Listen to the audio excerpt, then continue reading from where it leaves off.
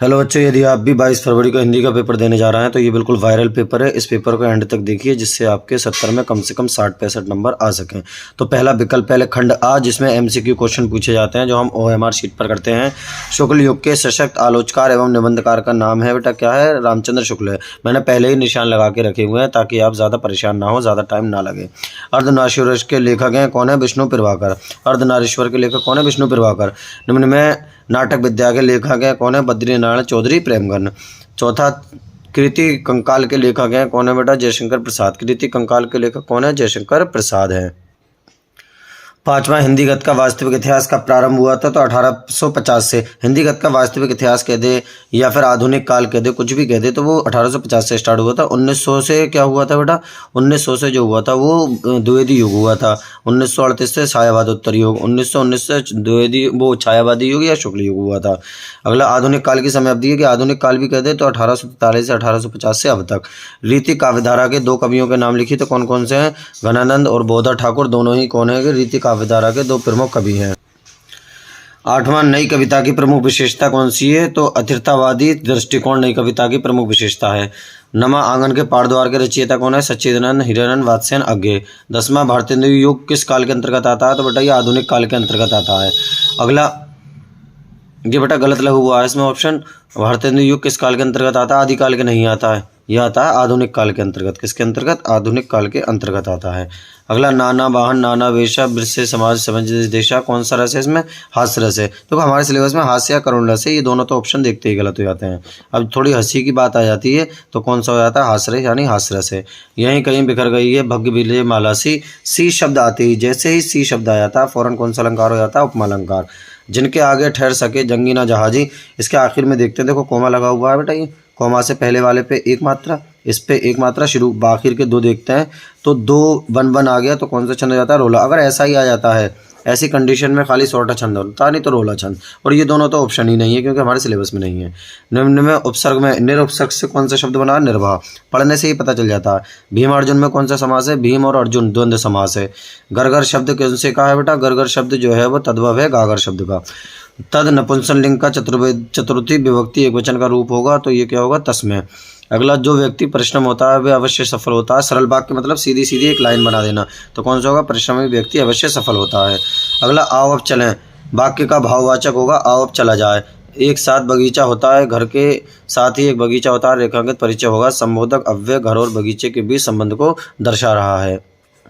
21वां, निम्नलिखित गद्यांशों में से एक के नीचे दिए गए प्रश्नों का उत्तर दीजिए। आपको दो गद्यांश दे रखे होंगे, उसमें एक के नीचे के आपको प्रश्न का उत्तर देना होंगे, ठीक है। तो पहले हम पढ़ लेते हैं। निम्नलिखित गद्यांशों में से किसी एक के नीचे दिए गए प्रश्नों का उत्तर दीजिए।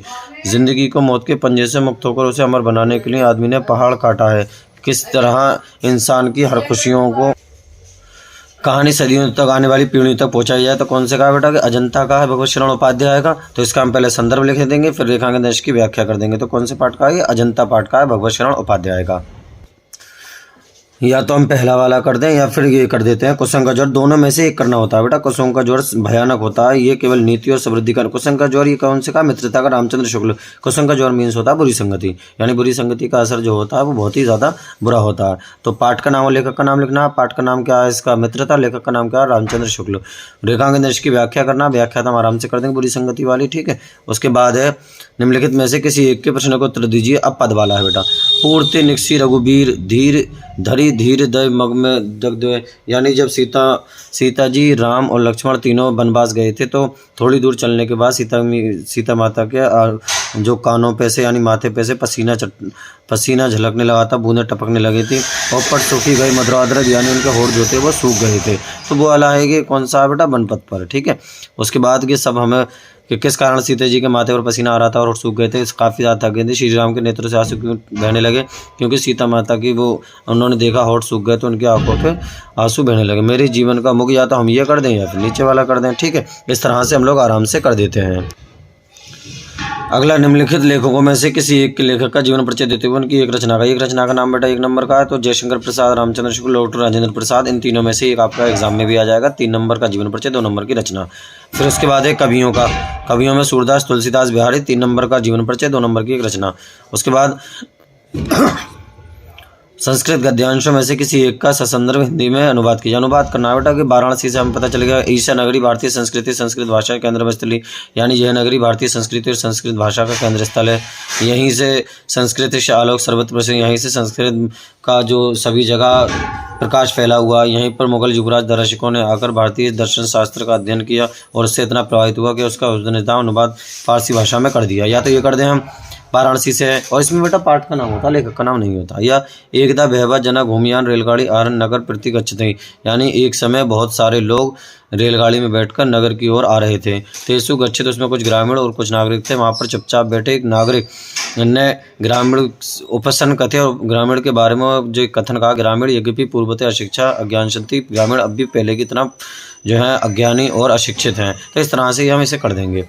अगला है निम्नलिखित पद्यांशों में किसी एक का संदर्भ सहित अनुवाद कीजिए। 2 नंबर का बेटा अनुवाद संदर्भ होता है, 3 नंबर का अनुवाद। उत्तरयत, यानी जिसके उत्तर में उत्तरयत समुद्रस्य, जिसके उत्तरयत समुद्रस्य यानी समुद्र के उत्तर में, हिमाद्रस्य दक्षिण यानी हिमालय के दक्षिण में जो देश है उसे भारतवर्ष है और यहाँ भारत के सब संतानें हैं।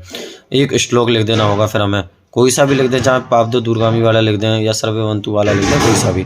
अब वाराणसी नगरी कैसे संगम स्थल स्थित, यानी 2 प्रश्नों को उत्तर भी है। सभ्यविद धर्माणा संगम स्थल स्थित, पूर्वराज का आसित, पूर्वराज एक यवनराज आसित, इस तरह से हम लिख देंगे। आपकी चचेरी दीदी कॉलेज में दाखिला लेना चाहती है, किंतु आपके पिताजी चाचा जी आगे की पढ़ाई ना करवाकर उसकी पढ़ाई ना करवाकर उसकी शादी करवाना चाहते हैं। इस बारे में अपना पत्र समझाते हुए लिखिए। तो ये अनौपचारिक पत्र हो जाएगा, चाचा जी को हम लिख देंगे। या फिर हम ये कर देते हैं, स्वास्थ्य विभाग द्वारा आपके क्षेत्र की गंदगी को ध्यान देते हुए एक संपादक को पत्र। निबंध बेटा इन चारों में से एक देख लेना, रूपरेखा और सब संभाल के लिख के। तमिलखंड काव्य हमारे यहाँ पर है, तो इसका नायक का चरित्र चित्रण, कोई सा भी खंड काव्य हो उसके नायक का चरित्र चित्रण देख लेना। तो इस तरह से हम पूरे हिंदी का पेपर कर देंगे। और मैथ के पेपर के लिए हमारी चैनल को सब्सक्राइब कीजिए। मैथ की भी आपको पूरी तैयारी कराई जाएगी और साइंस की भी पूरी तैयारी कराई जाएगी।